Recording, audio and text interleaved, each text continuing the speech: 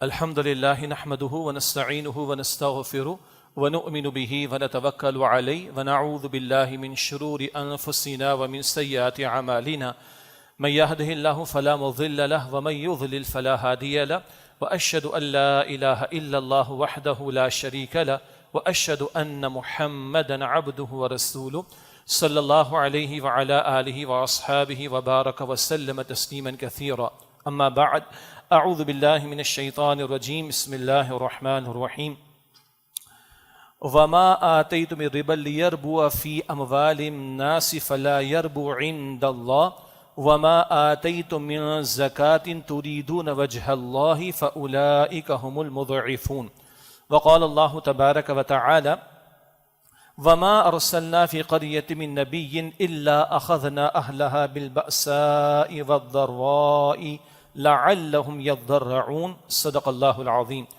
اللهم صل على محمد وعلى آل محمد وبارك وسلم رب اشرح لي صدري ويسر لي أمري واحلل عقدة من لساني يفقهوا قولي واجعل لي وزيرا من أهلي آمین یا رب العالمین۔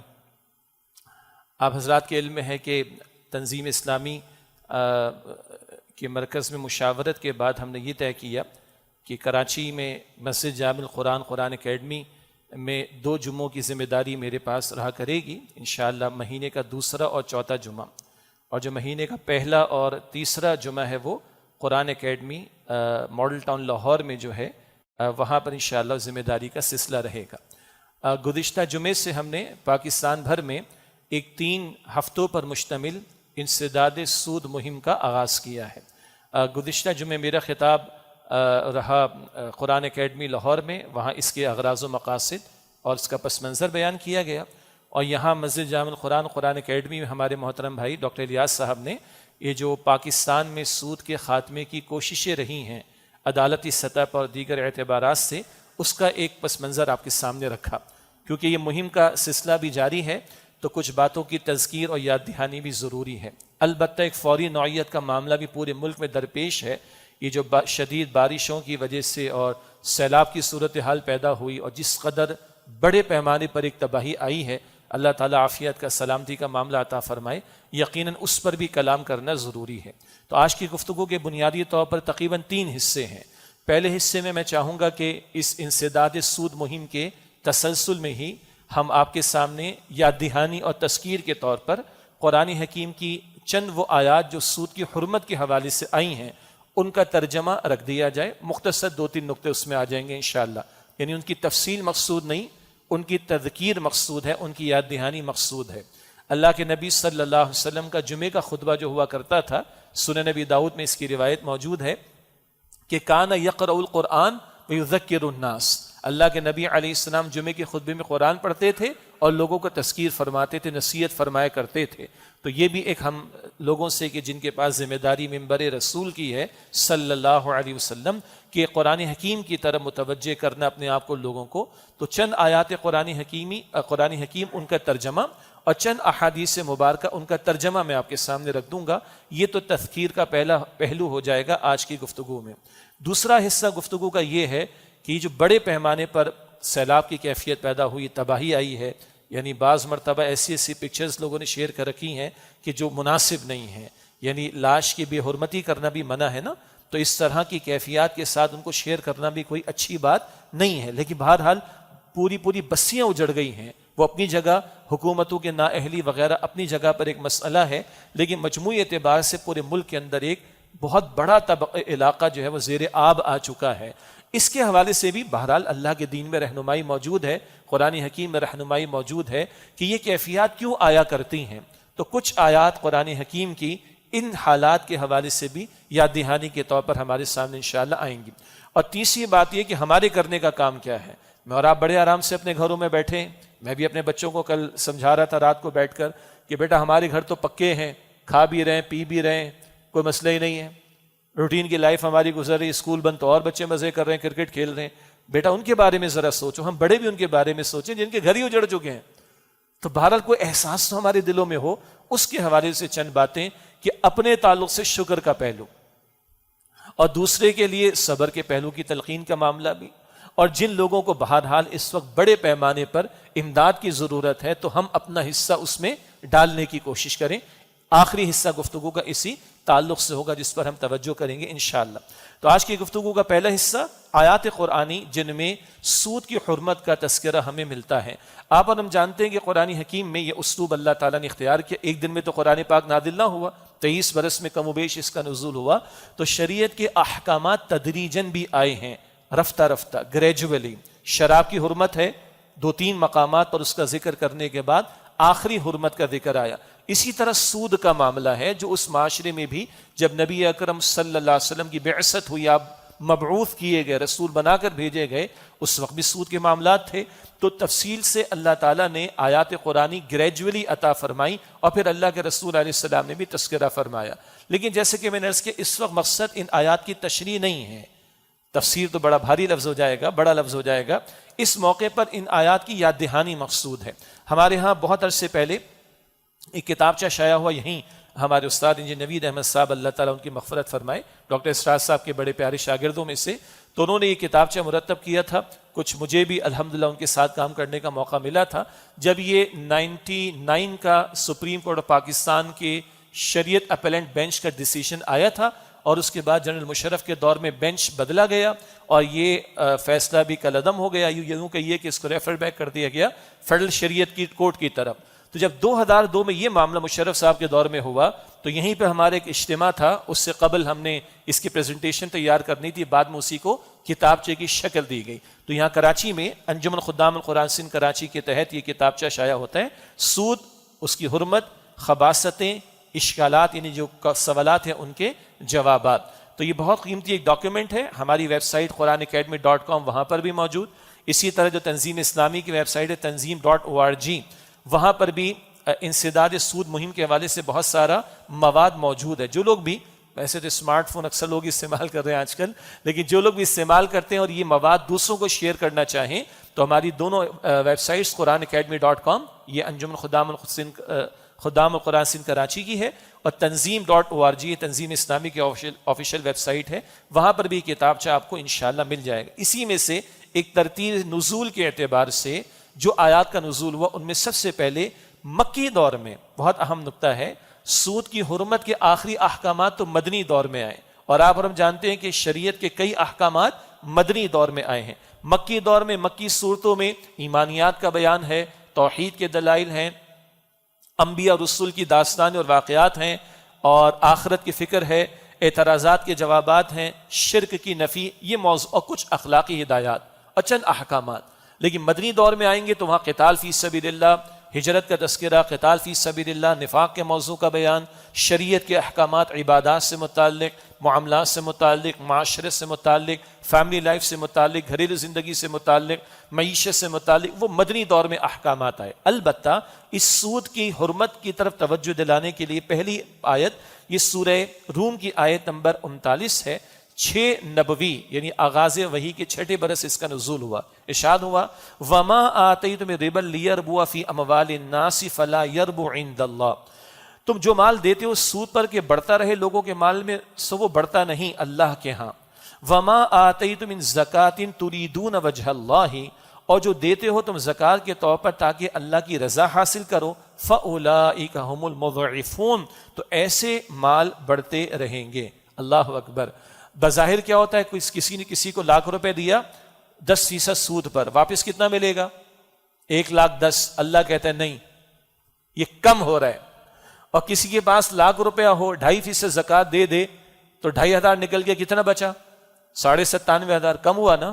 اللہ کہتے نہیں، یہ بڑھ گیا۔ اور اللہ کے رسول بھی یہ فرماتے صلی اللہ علیہ وسلم، عقل کہتی رہے مگر میرا اور آپ کا رب اور میرے اور آپ کے رسول کیا فرماتے ہیں؟ سود کا معاملہ تباہی کے سوا کچھ نہیں، اور زکوٰۃ صدقات سے مال کبھی کم نہیں ہوتے۔ تفصیل کا موقع نہیں، آگے بہت ساری آیات ہیں۔ دوسرا موقع ہے سورہ آل عمران کی آیت نمبر 130، اس کا نزول سن 3 ہجری میں، یہ غزوہ احد کے موقع ہے جب سورہ آل عمران کا نزول ہے۔ تو سورہ آل عمران کی آیت نمبر 130 فرمایا کہ یا ایھا الذین آمنوا لا تأکلوا الربا اضعافا مضاعفا، اے ایمان والو مت کھاؤ سود بڑھتا چڑھتا، جس کو انگلش میں کمپاؤنڈ انٹرسٹ کہتے ہیں، 1,00,000 روپے لو، 1 مہینے بعد 1,10,000، 2 مہینے بعد 1,20,000، 3 مہینے بعد 1,30,000 مثال کے طور پر. یہ بڑھتا چڑھتا یہ کمپاؤنڈ انٹرسٹ ہے. اس کی حرمت آ رہی ہے سن 3 ہجری میں، سورہ ال عمران آیت نمبر 130 میں. اور جو سمپل انٹرسٹ ہے جب بھی واپس کرنا 1,10,000 واپس کرنا وہ بھی حرام. وہ ذکر ابھی آگے چل کر سورۃ البقرہ کی آیات کی روشنی میں آ جائے گا. تو یہ سورہ ال عمران آیت نمبر 130 سن 3 ہجری میں اس کا نزول. یا ایھا الذین آمنوا لا تأکلوا الربا اضعافا مضاعفا، اے ایمان والو مت کھاؤ سود بڑھتا چڑھتا. واتقوا اللہ، اور اللہ کی نافرمانی سے بچو. یہ بار بار قرآن حکیم میں جہاں احکام آتے ہیں وہاں تقویٰ کا ذکر آتا ہے، خوف خدا. خوف خدا دل میں نہ ہو تو لوگ اللہ کے کلام کو بھی مذاق بنا لیتے ہیں معاذ اللہ، اور ڈٹ کر سود کے دھندوں کو جاری رکھنے کے لیے تیار ہو جاتے ہیں. اور خوف خدا ہوگا تو سود تو بڑی بات ہے. سیدنا عمر رضی اللہ عنہ فرماتے کہ دعوا الربا وریبا، ربا یعنی سود تو چھوڑو، ریبا کہیں شک بھی آئے سود کا اس کو بھی چھوڑ دو.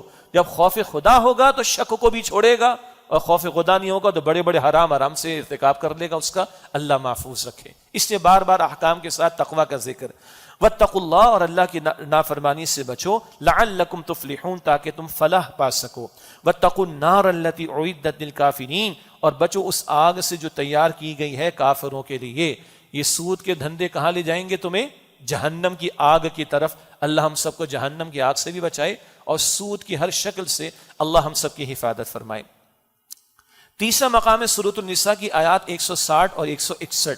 اس کا نزول 5 ہجری میں ہے، ہجرت کے 5ویں برس. اب یہ ترتیب سے بات آگے بڑھ رہی ہے. سورہ نساء کی آیات 160 اور 161، اور اس میں یہود کا ذکر آ رہا ہے. آج دنیا کے مالیاتی نظام، بینکنگ سسٹم کو سود کے دھندوں کے ذریعے چلا کر اقوام کو ہم سمیت غلام بنانے والوں میں یہود سب سے آگے ہیں. لیکن ان کی شریعت میں بھی حرام تھا سود کا معاملہ. یہ الگ بات ہے کہ وہ بڑے بدماش قسم کے لوگ ہیں، آپس میں سود کا معاملہ نہیں کریں گے. باقیوں کو سمجھتے ہیں کہ جینٹائلز ہیں، جانوروں سے بھی بدتر ہیں، سود خوری بھی کرو ان کے ساتھ، ان سے سود بھی وصول کرو، باقی سب بھی کرو. یہودی آپس میں نہیں کریں گے، باقی سب کے ساتھ کریں گے. لیکن حرمت سود کی، پروہیبیشن انٹرسٹ کی ان کے ابھی موجود تھی. سورہ نساء کی آیات 160 اور 161. فَبِظُلْمِ مِنَ الَّذِينَ هَادُوا حَرَّمْنَا عَلَيْهِمْ طَيِّبَاتٍ أُحِلَّتْ لَهُمْ، پس یہود کے ظلم کی وجہ سے ہم نے ان پر پاکیزہ چیزیں حرام کی جو پہلے ان پر حلال تھیں. ایک اہم نقطہ کیا ہے؟ یہ بھی تذکیر کا یاد دہانی کا نقطہ ہے کہ یہود نے اللہ کی کتاب کو پس پش ڈالا، اللہ کے دین کے احکامات کو بدلا، سو یعنی یہاں تک کہ اللہ کی کتاب میں تحریف کی. جب یہ نافرمانیاں کی تو اللہ نے پاکیزہ حلال چیزیں ان پر حرام کر دی سزا کے طور پر. جب قومیں نافرمانی بد اترتی ہیں تو اللہ حلال کو یا تو حرام کر دیتا ہے. حرام کا ایک مطلب کہ استعمال ہی نہیں کر سکتے، اور حرام کا ایک مطلب روک دیا جانا بھی اللہ ان نعمتوں سے محروم کر دیتا ہے جو حلال ہوتی ہیں. اب گندم ایکسپورٹ کرنے والا ملک پاکستان، اس کو لالے پڑ جائیں، چینی ایکسپورٹ کرنے والا ملک پاکستان، اس کو لالے پڑ جائیں، تو یہ حلال بھی اللہ کبھی جو نعمتوں کے طور پر ہوتا ہے روک دیتا ہے لوگوں کی نافرمانیوں کی وجہ سے. ذکر آگے بھی آ جائے گا اس کا انشاءاللہ. خیر، یہ سورہ نساء کی آیات 160 161. آگے فرمایا وَبِصَدِّهِمْ عَنْ سَبِيلِ اللَّهِ كَثِيرًا، اور اس وجہ سے کہ وہ اللہ کے راستے سے روکا کرتے تھے بہت زیادہ. اللہ کے راستے سے روکنے میں یہ بھی تھا کہ لوگوں کے سامنے حق پیش نہ کرنا، کتاب کو چھپانا، اس میں تحریف کرنا، حق بات کو پوشیدہ رکھنا.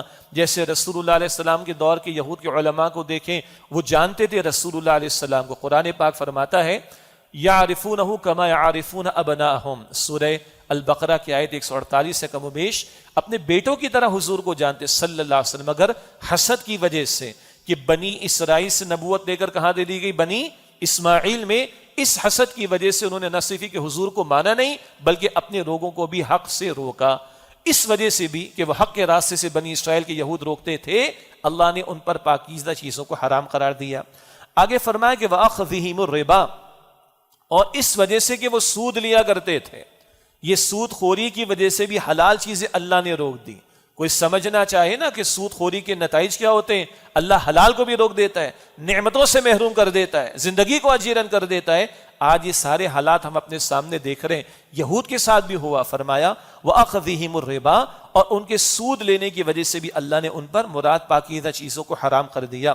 وَقَدْ نُهُوا عَنْهُ، اور حالانکہ وہ اس سے روکے گئے تھے، یعنی ان کو بھی سود سے منع کیا گیا تھا. آج بھی ان کی کتابوں کے اصل ماننے والے یا ان کی کتابوں کے اندر یہ جملے مل جائیں گے، لیکن کیا ہے کہ اللہ کی کتاب پر سے پشت ڈال کر حرام کو انہوں نے حلال کر ڈالا اور سود خوری میں مبتلا ہوئے. وَأَكْلِمْ أَمْوَالَ النَّاسِ بِالْبَاطِلِ، اور لوگوں کے مال ناحق طور پر کھانے کی وجہ سے. وَأَعْتَدْنَا لِلْكَافِرِينَ مِنْهُمْ عَذَابًا أَلِيمًا، اور ہم نے ان میں سے کافروں کے لیے دردناک عذاب تیار کیا ہے. یہ آیت بتا رہی ہے کہ سود کی حرمت اللہ کے رسول علیہ السلام کی شریعت ہی میں نہیں، پچھلی شریعتوں میں تھی، اور یہود کا ذکر کر کے اس کا ذکر اللہ تعالیٰ قرآن پاک میں فرما رہا ہے. اگلی آیات ہیں سورۃ البقرہ کی آیات 275 اور 276.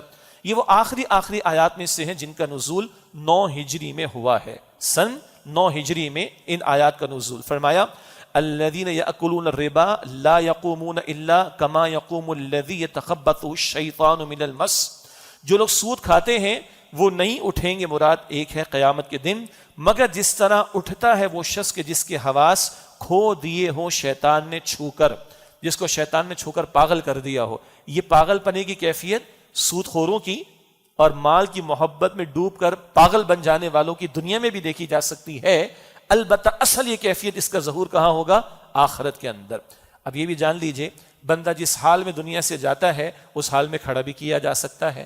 احادیث مبارکہ میں ہے ایک بندہ حالت احرام میں ہو اور لبیک اللہم لبیک کہہ کر اس کی موت آ جائے، اسی حال میں اٹھایا جائے گا قیامت کے دن.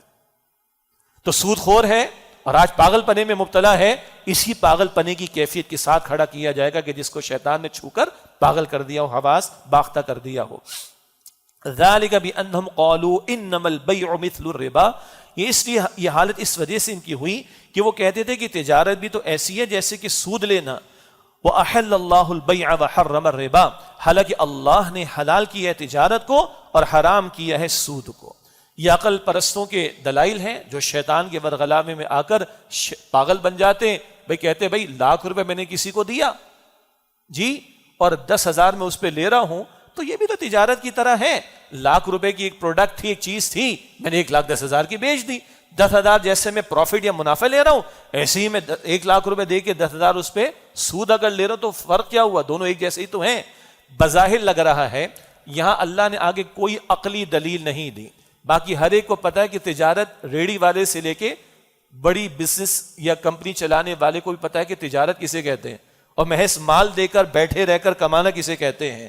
لیکن میں یہاں کوئی عقلی دلیل نہیں دے رہا. رب نے کہہ دیا احل اللہ البیع وحرم الربا، دیٹس اٹ. اللہ نے حلال کیا تجارت کو اور اللہ نے حرام کیا ہے سود کو، ربا کو، دیٹس اٹ. یہاں کوئی ہمت نہیں بنتی ہماری کہ وہ عقلی دلیل آپ کے سامنے پیش کریں، وہ اپنے مقام پر بیان ہو جائیں گے. تم بندے ہو، بندے بن کر رہو، اپنی عقل کو نیچے رکھو اور رب کا حکم اوپر رہے گا. اللہ نے کہا کہ تجارت حلال اور اس نے ربا کو حرام قرار دیا. آگے سنیے فَمَنْ جَاءَهُ مَوْعِظَةٌ مِّن رَبِّهِ فَانْتَهَا فَلَهُ مَا سَلَفَ، پس جس کو نصیحت پہنچی اس کے رب کی طرف سے وہ باز آ گیا تو اس کے لیے ہے جو پہلے لے چکا. وَأَمْرُهُ إِلَى اللَّهِ، اور اس کا معاملہ اللہ کے حوالے ہے. پہلے کا معاملہ تو ختم، ڈرتا پھر بھی رہے پکڑا نہ جاؤں تو توبہ استغفار کرے، لیکن اس کے بعد نہیں. آگے فرمایا کہ وَمَنْ عَادَ، اور جو پھر سود خوری کی طرف لوٹے، فَأُولَٰئِكَ أَصْحَابُ النَّارِ هُمْ فِيهَا خَالِدُونَ، تو وہی لوگ آگ والے ہیں، اس میں ہمیشہ رہنے والے ہیں. اللہ ہم سب کو جہنم کی آگ سے محفوظ فرمائے. پھر سود خوروں کا انجام کہاں بتا دیا گیا؟ آگ کے اندر. پہلے بھی ذکر آیا تھا آیت نمبر 130 میں، پھر یہاں ذکر آ رہا ہے آیت نمبر 275 میں سورہ البقرہ کی. اگلی آیت میں ذکر آیا جو پہلے بھی اشارتاً بات آئی، البقرہ کی آیت نمبر 276، سن 9 ہجری میں اس کا نزول. یمحق اللہ الربا ویربی الصدقات واللہ لا يحب کل کفار اثیم، اللہ تعالیٰ مٹاتا ہے سود کو اور بڑھاتا ہے صدقات کو. پھر وہی بات آ گئی، سود سے مال بڑھتے نہیں، بربادی آتی ہے، اور زکوٰۃ اور صدقات سے مالوں میں اضافہ ہوتا ہے. عقل کچھ کہتی ہے، بات پہلے آ گئی، عقل نیچے، رب کا حکم اوپر رہے گا. واللہ لا يحب کل کفار اثیم، اور اللہ تعالیٰ ناشکری کرنے والے کو، گنہگار کو پسند نہیں فرماتا. آخری آیات ہیں جن کا ذکر غالباً پچھلے شش میں یہاں قرآن اکیڈمی ڈیفینس میں بھی آیا ہو، اور میں نے پچھلے جمعہ جو خطاب جمعہ تھا لاہور قرآن اکیڈمی وہاں بھی کیا تھا، لیکن تذکیر کے طور پر ان آیات کا ترجمہ البقرہ کی آیات 278 تا 281، یہ نزول ہے سن 9 ہجری میں، بالکل آخری آیات۔ پہلے وہ کمپاؤنڈ انٹرسٹ آیا تھا نا، سود مرکب 1,10,000 پھر 1,20,000، وہ حرمت تو پہلے آ گئی، اب لاکھ پہ 1 ٹکے کا اضافہ بھی نہیں ہو سکتا۔ اصل زر پرنسپل اماؤنٹ پر 1 روپے کا اضافہ نہیں ہو سکتا اگر تم کسی کو قرض دے رہو، وہی سود ہے۔ اس سمپل انٹرسٹ کی بھی ممانعت، سود مفرد جسے اردو میں کہا جاتا ہے۔ یا ایھا الذین آمنوا اتقوا اللہ، اے ایمان والو اللہ کا تقوی اختیار کرو، وذروا ما بقی من الربا ان کنتم مؤمنین، اور ربا میں سے، سود میں سے جو کچھ رہ گیا اسے تم چھوڑ دو اگر تم واقعتاً ایمان والے ہو۔ اس آیت کے شروع میں ایمان کا ذکر، آخر میں ایمان کا ذکر، اور فرمایا کہ ڈرو اللہ سے، سود کو چھوڑ دو۔ تو ایمان اور سود ایک جگہ جمع، بولیں بھائی، تو اگر سود خوری ہے تو ایمان نہیں، حقیقی ایمان نہیں، کلمہ کو مسلمان تو ہوگا، اور اگر حقیقی ایمان ہے تو آدمی سود سے اپنے آپ کو ہر اعتبار سے بچانے کی کوشش کرے گا۔ آگے سنیں، فَإِن لَمْ تَفْعَلُوا فَأْذَنُوا بِحَرْبٍ مِّنَ اللَّهِ وَرَسُولِهِ، بس اگر باز نہیں آتے، اللہ اکبر، تو تیار ہو جاؤ جنگ کے لیے اللہ اور اس کے رسول علیہ السلام سے۔ کیا مطلب ہوتا ہے جنگ کا؟ کسی ایک فریق کی تو تباہی، جیتنے والے کو بھی پاپڑ بیلنے پڑتے ہیں، اور جب اللہ سے جنگ پر کوئی آ جائے تو تباہی کا عالم کیا ہوگا؟ اللہ ہم سب کی حفاظت فرمائے۔ یہ شدید ترین الفاظ جو قرآن پاک میں کسی گناہ پر، عمل کے گناہ پر، ایک ہوتا ہے عقیدے کا گناہ، وہ تو بدترین شرک ہے، شدید ترین الفاظ اور بھی آئے قرآن پاک میں، لیکن عمل کے گناہوں میں سب سے بڑھ کر شدت کے ساتھ جس جرم پر اللہ نے شدید الفاظ قرآن کریم میں عطا فرمائے وہ یہ سود کا معاملہ ہے۔ فَأَذَنُوا بِحَرْبٍ مِّنَ اللَّهِ وَرَسُولِهِ، اگر سود کے معاملات کو نہیں چھوڑتے، باز نہیں آتے، تو بھی تیار ہو جاؤ اللہ اور اس کے رسول علیہ السلام سے جنگ کرنے کے لیے۔ ہاں، وَإِن تُبْتُمْ فَلَكُمْ رُؤُوسُ أَمْوَالِكُمْ، اور اگر تم توبہ کرتے ہو، باز آتے ہو، تو تمہارے لیے تمہارا اصل مال ہے، لاکھ دیے وہ تم لے سکتے ہو، پرنسپل اماؤنٹ۔ وَلَا لَا تَظْلِمُونَ وَلَا تُظْلَمُونَ، نہ تم ظلم کرو نہ تم پر ظلم کیا جائے، تمہارا ظلم کیا تم لاکھ پر 2-4 روپے بھی اوپر لو، اور تمہارے ساتھ ظلم کیا ہو جائے گا، جس نے لاکھ لیا وہ تمہارا لاکھ بھی نہ لوٹائے، نہ تم ظلم کرو نہ تم پر ظلم کیا جائے۔ ہاں، وَإِن كَانَ ذُو عُسْرَةٍ فَنَظِرَةٌ إِلَىٰ مَيْسَرَةٍ، اور اگر مقروض تنگ دست ہے تو مہلت دینی چاہیے سہولت ہونے تک۔ وَأَن تَصَدَّقُوا خَيْرٌ لَكُمْ إِن كُنتُمْ تَعْلَمُونَ، اور اگر تم بخش دو تو یہ تمہارے حق میں بہتر ہے اگر تم سمجھو۔ یعنی بعض اوقات کو مجبوری کسی کی آ گئی ہے تو معافی دینے یا اس کو تھوڑا مہلت دینے کی توجہ دلائی گئی، اور معاف کر دو تو اللہ تعالیٰ فرما رہا یہ تمہارے حق میں بہتر ہے۔ اگلی آیت کریمہ آخرت کے بارے میں، اور سیدنا عبداللہ بن عباس رضی اللہ تعالیٰ عنہ کی ایک رائے کے مطابق یہ نزول کی ترتیب میں آخری آیت ہے جو نازل ہوئی، نزول کی ترتیب میں آخری آیت ہے جو نازل ہوئی۔ کیا؟ وَاتَّقُوا يَوْمًا تُرْجَعُونَ فِيهِ إِلَى اللَّهِ، اور ڈرو اس دن سے جس دن لوٹائے جاؤ گے تم سب اللہ سبحانہ وتعالیٰ کی طرف۔ ثُمَّ تُوَفَّىٰ كُلُّ نَفْسٍ مَّا كَسَبَتْ وَهُمْ لَا يُظْلَمُونَ، پھر پورا بدلہ دیا جائے گا ہر شخص کو اس کا جو اس نے کمایا، اور ان پر ظلم نہیں کیا جائے گا۔ اس سود کی ممانعت کی آخری آیات کے بعد میں یہ آیت اللہ تعالیٰ نے قرآن حکیم میں اس مقام پر عطا فرمائی، البقرہ کی آیت 281 281۔ اور اصل بات یہ ہے جب تک کل کی جواب دہی کا احساس نہ ہو بندہ کوئی گناہ چھوڑنے کو تیار نہیں ہوگا، اور سود جیسا گناہ اگر آخرت کا عقیدہ پختہ نہ ہو، کل کی جواب دہی نہ ہو، بندے چھوڑنے کو تیار نہیں ہوتے۔ اللہ ہم سب کو آخرت کا یقین عطا فرمائے۔ یہ تو چند مقامات قرآن پاک کے جہاں سود کی حرمت کا ذکر آیا وہ میں نے آپ کے سامنے رکھے۔ مختصراً چند احادیث کا فقط ترجمہ رکھ دیتا ہوں۔ پہلی حدیث مبارک ہے صحیح مسلم شریف میں، اور حضرت جابر رضی اللہ تعالی عنہ راوی ہیں، فرماتے کہ رسول اللہ صلی اللہ علیہ وسلم نے لعنت فرمائی سود لینے اور سود کھانے والے پر، اور سود دینے اور کھلانے والے پر، اور اس کے لکھنے والے پر، اور اس کے گواہوں پر، اور آپ صلی اللہ علیہ وسلم نے فرمایا یہ سب برابر ہے، مراد اس گناہ میں برابر کے شریک ہیں۔ سود لینے والا، دینے والا، سود کا معاملہ لکھنے والا، اور اس پر گواہ بننے والا، لعنت فرمائی رسول اللہ علیہ السلام نے۔ اور لعنت کا مطلب ہے اللہ کی رحمت سے دور ہو جانا، اور ان چاروں کے بارے میں حضور فرماتے ہیں گناہ میں برابر کے شریک ہیں۔ اللہ ہم سب کی حفاظت فرمائے۔ یہ مسلم شریف کی روایت۔ اگلی روایت یہ سنن ابن ماجہ میں ہلا دینے کا انداز، میں نے پچھلے جمعے میں لاہور میں عرض کیا تھا، کبھی کبھی کسی برائی کو ہم سمجھ نہیں پا رہے ہوتے تو کبھی اللہ تعالیٰ قرآن حکیم میں اور نبی اکرم صلی اللہ علیہ وسلم احادیث مبارکہ میں ایسی مثال دیتے ہیں، ایسا رویہ اختیار کرتے ہیں کہ آدمی ہل جاتا ہے۔ آپ صلی اللہ علیہ وسلم نے فرمایا، سنن ابن ماجہ کی روایت، سیدنا ابو ہریرہ رضی اللہ تعالیٰ عنہ اس کے راوی فرماتے ہیں کہ اللہ کے رسول علیہ السلام نے فرمایا، سود خوری کے گناہ کے 70 حصے ہیں، سود خوری کے گناہ کے 70 حصے ہیں، ان میں کم ترین اور معمولی ترین یہ ہے کہ جیسے کوئی اپنی ماں کے ساتھ منہ کالا کرے، کم ترین یہ ہے کہ اپنی ماں کے ساتھ منہ کالا کرے، تو بقیہ 69 حصوں کی شدت کا معاملہ کہاں پہنچے گا، اس ایک مثال سے اندازہ کیا جا سکتا ہے۔ اللہ ہم سب کی حفاظت فرمائے۔ نمبر 3، تیسری حدیث مبارک مسند احمد میں ہے، یہ بھی ہلا دینے کا ایک انداز۔ مسند احمد کی روایت میں حضرت عبداللہ بن حنظلہ رضی اللہ عنہ کہتے ہیں کہ رسول اللہ صلی اللہ علیہ وسلم نے فرمایا، سود کا ایک درہم جس کو آدمی جان بوجھ کر کھاتا ہے 36 مرتبہ زنا کرنے سے زیادہ گناہ رکھتا ہے۔ زنا تو برا لگتا ہے نا، سود برا نہیں لگتا، تو حضور کیا فرما رہے ہیں، سود کا ایک درہم جس کو آدمی جان بوجھ کر کھاتا ہے 36 مرتبہ زنا کرنے سے زیادہ گناہ رکھتا ہے۔ اللہ اکبر۔ اسی طرح ایک روایت ہے سنن ابن ماجہ میں، معراج کی شب کا واقعہ، حضور علیہ السلام کو مشاہدات کرائے گئے مختلف نوعیت کے۔ ابو ہریرہ رضی اللہ تعالیٰ عنہ فرماتے کہ رسول اللہ علیہ السلام نے فرمایا کہ معراج کی شب میرا گزر ہوا ایک ایسے گروہ پر جن کے پیٹ گھروں کی طرح تھے، بڑے بڑے، ان میں سانپ بھرے ہوئے ہیں جو باہر سے نظر آتے ہیں۔ میں نے پوچھا جبرائیل یہ کون لوگ ہیں علیہ السلام؟ انہوں نے عرض کی یہ سود خور ہیں، ان کے پیٹ بڑے بڑے ہوں گے اور ان کے اندر سانپ ہوں گے جو باہر سے نظر آ رہے ہوں گے۔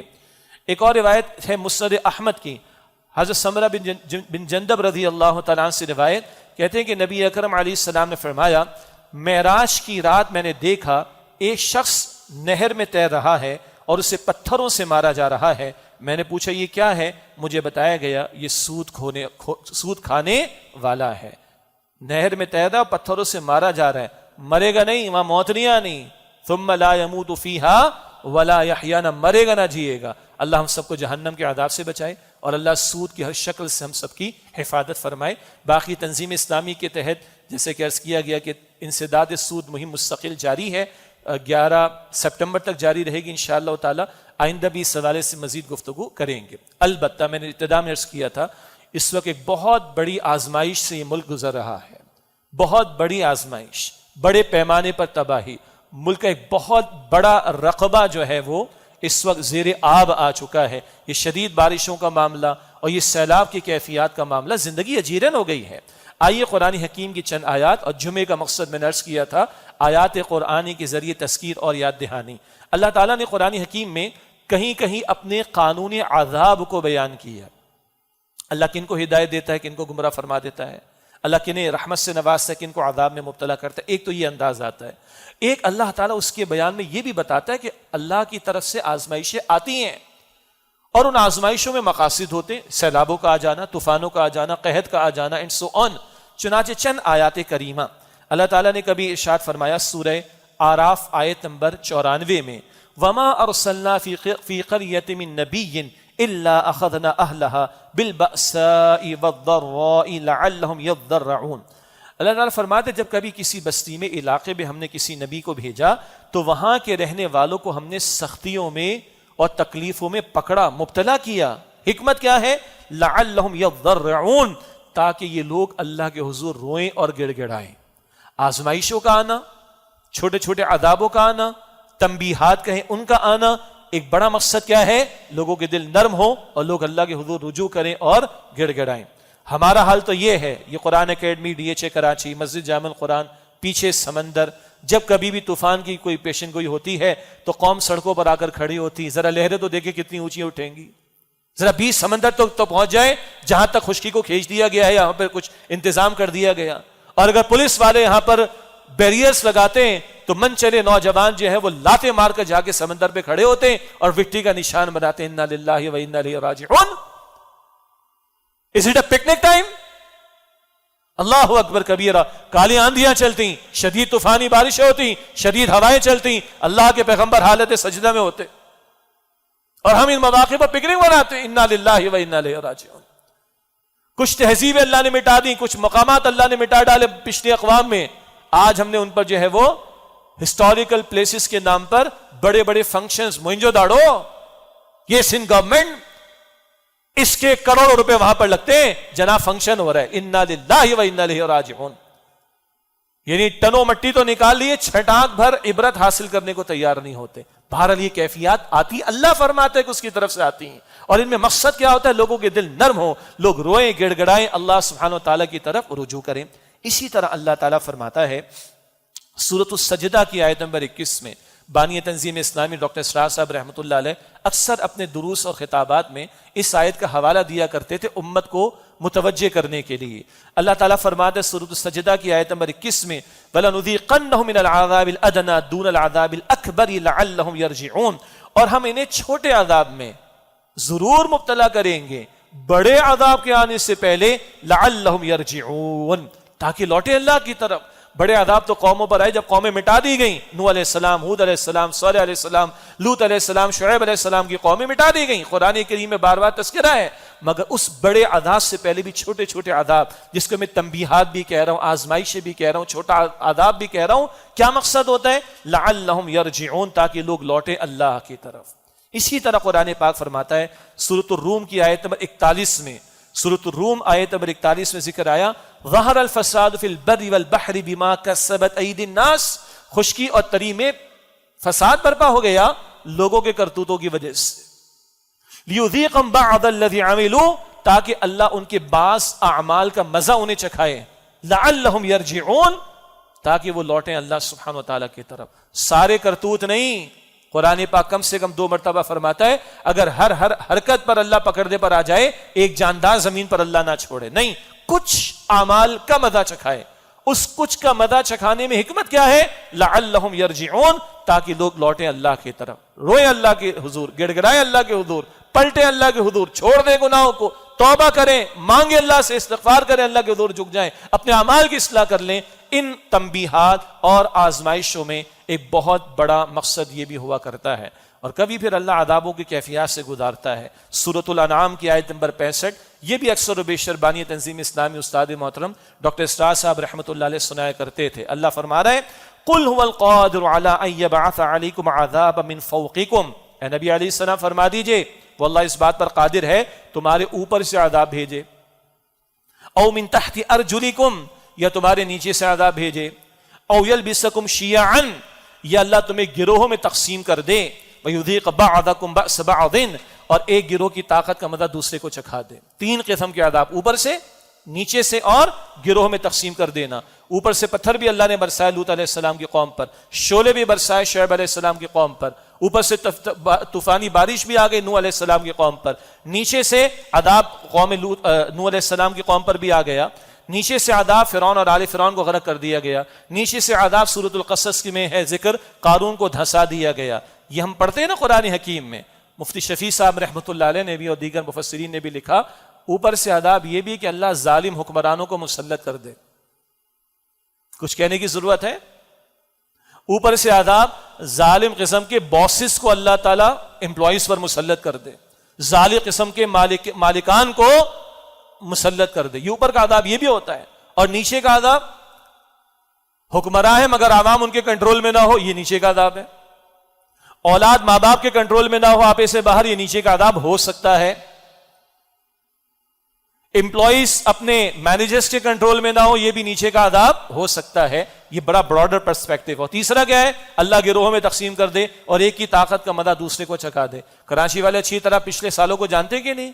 پچھلے 2-3 ڈیکیڈز میں جو کچھ یہاں پر ہوا ہے لسانیت کے نام پر اور مسلک پرستی کے نام پر اور لاشوں کا گرنا، کوئی بھلایا ہم نے کیا اس چیز کو؟ یہ اللہ کے عذابوں کی کیفیت ہے. اور اس وقت ملک کی صورتحال کیا ہے؟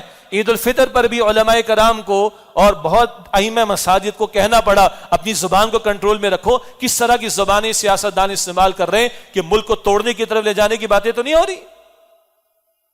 اور اس وقت جو سیاست کا میدان سجا ہوا ہے، کیا کہنے کی کوئی ضرورت ہے مجھے؟ لڑانے بڑھانے کی باتیں، یہ بھی دیکھیں اس پرسپیکٹو کے اندر کہ مختلف نوعیت کی کیفیات، یہ عذاب ہوا کرتے ہیں، تنبیہات ہوا کرتی ہیں، آزمائشیں ہوا کرتی ہیں۔ آخری بات، ہم کیا کریں آخر؟ تو ایک تو توبہ کی بات، اس پر بھی ہم مہمات چلاتے رہے، قوم کو متوجہ کرتے رہے، نہ کہیں جہاں میں اما ملی، جو اما ملی تو کہاں ملی، میرے جرم خانہ خراف کو تیرے عفو بندہ نواز میں، سب کے سامنے جھک کر دیکھ لیا، IMF، ورلڈ بینک، امریکہ، رشیا، ارے سب کے سامنے جھک کر دیکھ لیا، ایک اللہ کی طرف جھکنے کی کوشش کرو نا۔ وہ ایک سجدہ جسے تو گناہ سمجھتا ہے، 1000 سجدوں سے دیتا ہے آدمی کو نجات۔ اور وہ اصل توبہ کیا ہے؟ وہ 12 اگست کے جمعے میں 14 اگست سے پہلے بات کر چکا ہوں، ملک لیا تھا اسلام کے نام پر، غداری کی ہم نے اللہ تعالیٰ اور اس کے رسول علیہ السلام کے ساتھ، اس سے آج ہم مصائب کا شکار ہیں۔ اصل توبہ قوم کی ہے کہ اللہ کے ساتھ کیے گئے وعدے کو پورا کریں اور اللہ کی شریعت کو نافذ کرنے کی کوشش کریں۔ البتہ سر-دست کیا حالت ہے؟ سر-دست حالت تو یہ ہے کہ حکمراں ہوں جن کی وفاق میں حکومت ہے بس، اور ان کے کچھ الائیڈ ہیں، ان کی ادھر سندھ کے اندر تھوڑی سی اور آگے حکومت ہے، اور جو اپوزیشن کے اندر PTI والے، ان کی حکومت پنجاب میں اور جناب KP میں ہے۔ مگر ان کے آپ روزمرہ کے بیانات دیکھ لیں اور ان کا ایٹیٹیوڈ دیکھ لیں، اور جو رسہ کشی اقتدار کے لیے چل رہی ہے، الا ماشاء اللہ اتنی بڑی تباہی ملک کے اندر ہے، اس کے بارے میں اتنے سیریس نہیں ہے جتنا روزمرہ کی بنیاد پر اقتدار کی رسہ کشی کے لیے سیریس ہی نظر آتے ہیں۔ اللہ ان کو بھی ہدایت دے اور اللہ قوم کی آنکھیں کھول دے۔ اللہ کرے میں اور آپ کیا کریں؟ میں اور آپ اللہ کا شکر کریں، بڑے آرام سے ٹھنڈے ماحول میں بیٹھ کر آپ اور میں جمعے کی نماز ادا کر رہے ہیں۔ جن کے گھر ہی بہہ چکے ہیں، کیا وہ نارمل لائف گزار سکتے؟ شکر کریں کہ اللہ نے مجھے اور آپ کو نعمتوں سے نوازا اور ہم اتنی مشکل میں نہیں۔ اور ان بھائیوں کے لیے دعا تو کم سے کم کر سکتے ہیں، اللہ ہمیں توفیق عطا فرمائے، اور دعا کے ساتھ ان کی جو امداد ہو سکتی ہے وہ ہم کریں۔ تنظیم اسلامی کے پلیٹ فارم سے جو ہمارا اپنا ایک تنظیم کی پالیسی کا معاملہ ہے، الحمدللہ ایک ہمارے قدرتی آفات فنڈ بھی موجود ہے۔ تنظیم اسلامی کے رفقا کو تو مستر متوجہ کریں گے کہ ہم اپنے نظم اور اپنی پالیسی کے تحت جہاں جہاں ہم کوشش کر سکیں گے وہ کوشش کریں گے۔ البتہ عوام الناس سے اپیل کیا ہے؟ جہاں آپ ہیں، جدھر آپ ہیں، جس پر آپ کا اعتماد ہے آپ اس کو دیجئے۔ اپنے بچوں سے نکلوائیے پیسے۔ میں نے بھی رات اپنے بچوں کو، بیٹا اپنی پاکٹ منی سے نکالنا اپنے، وہ اللہ توفیق دے گا، وہ پاکٹ منی پھر مل جائے گی ان کو انشاءاللہ۔ بچوں کی تربیت کریں، خدا را گھر والوں کی تربیت کریں۔ ہم مزے کے اندر ہیں، ان مزوں کا ایک شکرانہ یہ ہے کہ اللہ کی ان نعمتوں میں دوسروں کو شریک کر لیں، اور جب ہارڈ ٹائمز ہوں تو پھر سیکریفائس ہوتی ہیں، جب مشکل حالات ہوں تو پھر ایثار کا معاملہ ہوتا ہے۔ عام طور میں کوئی 10,000 روپے اللہ کی راہ میں ماہانہ دے رہے، یہ ہارڈ ٹائمز ہے، بھائی زیادہ دے دو۔ کوئی 100 دے رہے، تھوڑا زیادہ دے دو۔ کوئی 50 دے رہے، میں ہر ایک کے لیے بات کرنا چاہ رہا ہوں۔ تو جس ادارے پر آپ کو اعتماد ہو، جہاں آپ دینا چاہیں دیجئے، لیکن کوشش کریں کہ ہم اپنے ان بھائیوں کے درد کو محسوس کریں۔ قرآن کہتا ہے انما المؤمنون اخوہ، یہ بلا شبہ اہل ایمان آپس میں بھائی بھائی ہیں، اور اللہ کے پیغمبر فرماتے صلی اللہ علیہ وسلم جب تک ایک مسلمان اپنے بھائی کی حاجت کو پورا کرنے میں لگا رہتا ہے، تب تک اللہ تعالیٰ ایسے بندے کی حاجت کو پورا کرنے میں لگا رہتا ہے۔ حکمرانوں کو بھی اپنا رول ادا کرنا چاہیے۔ 1 مہینے کی تنخواہ وفاقی کابینہ کے افراد جو ہیں وہ اپنی دے دیں گے، یہ آپ کی 1 مہینے کی تنخواہ تو میرے خاص سے آپ کے نواسوں کی پاکٹ منی سے بھی کم ہوگی۔ It must be much more than that۔ انفرادی طور پر کون کیا کر رہے ہیں وہ اللہ تعالیٰ بہتر جانتا ہے، پبلک میں تو یہ سٹیٹمنٹ آیا This is not enough۔ تو جس کی جس قدر استطاعت ہو اللہ تعالیٰ اس کو بھی توفیق دے، مجھے بھی توفیق دے، آپ کو بھی توفیق دے۔ یہ بھی ہمارا امتحان ہے۔ حالات تو گزر جائیں گے، یہ وقت گزر جائے گا، وہ سیٹل بھی کل ہو جائیں گے، مگر آپ کا میرا امتحان اس وقت کیا ہے؟ جو میری نعمت میرے پاس میں اللہ کا شکر ادا کرتا ہوں کہ نہیں، ان حالات کو دیکھ کر میرا دل نرم ہوتا ہے کہ نہیں، میں اللہ کی طرف رجوع کرتا ہوں کہ نہیں، اور جو میرے بس میں ہے اپنے ان بھائیوں بہنوں کی مدد کرنا، میں اس میں اپنا حصہ ڈالتا ہوں کہ نہیں ڈالتا۔ یہ میرا اور آپ کا دینی ملی قومی فریضہ بنتا ہے۔ امتحان ہے ان کا بھی کہ جن کے گھر بہ گئے ہیں، اور امتحان ان کا بھی کہ جن کے گھر کھڑے ہوئے ہیں۔ کسی کا امتحان شکر کا ہوگا، کسی کا امتحان صبر کا ہوگا۔ اللہ تعالیٰ ہمیں شکر گزار بندوں میں شامل رکھے۔ اس بڑی آفت سے تباہی سے اللہ، بہت بڑے پیمانے پر معاملہ، فصلیں چلی گئی ہیں، اور کس قدر ان کو دوبارہ سیٹل کرنے کے اندر کتنے وسائل لگنے ہیں۔ یہ سود کی تباہی پر بات کرنے کا موقع نہیں، اس سود کی تباہی کا انجام ہے۔ آج ہم اور آپ اپنے بجٹ کے اندر 1000 ارب روپیہ بھی رکھنے کی پوزیشن میں نہیں ہیں ملک کے معاملات کو چلانے کے لیے۔ ہاں، ہم نے اپنے بجٹ میں 4000 ارب روپیہ رکھا ہے سود ادا کرنے کے لیے، 2 سے 2500 ارب روپیہ رکھا ہے سودی قرضوں کی جو لون ہے ان لونز کو ادا کرنے کے لیے، مگر ملک کے کرنے کے لیے کچھ ہے ہی نہیں۔ یہ بھی سود کی تباہی کا نتیجہ۔ لیکن اللہ مجھ سے میرے بارے میں پوچھے گا، اور اللہ کہتا ہے کہ لا یکلف اللہ نفسا الا وسعها، اللہ ہر انسان کو اس کی کیپیسٹی اس کی وسعت کے مطابق مکلف یعنی ذمہ دار ٹھہراتا ہے. ہر ساتھی اپنا حصہ ڈالے, اپنی اولاد کو اس کام پر لگائیں جہاں آپ کو اعتماد ہے, جہاں آپ کو اعتبار ہے. ہم لوگ جنرل اپیلز وغیرہ نہیں کرتے, ہمارا سیٹ اپ بھی محدود ہے, تو ہم تنظیم اسلامی کے نظم کے تحت تو اپنے رفقا کو موٹیویٹ کریں گے اور جو بن پڑے گا کریں گے. آپ کا جہاں اعتماد ہے, جن اداروں پر اعتماد ہے, حصہ ڈالیں. یہ میرا بھی امتحان ہے, آپ کا بھی امتحان ہے. امتحان تو سب کا ہے, لیکن دیکھنے کہ اس کی نوعیت کیا ہے اور اس امتحان میں کون اپنا حصہ ڈال کر اللہ کے ہاں کامیاب ہونے کی کوشش کر رہا ہے. وآخر دعوانا ان الحمد للہ رب العالمین.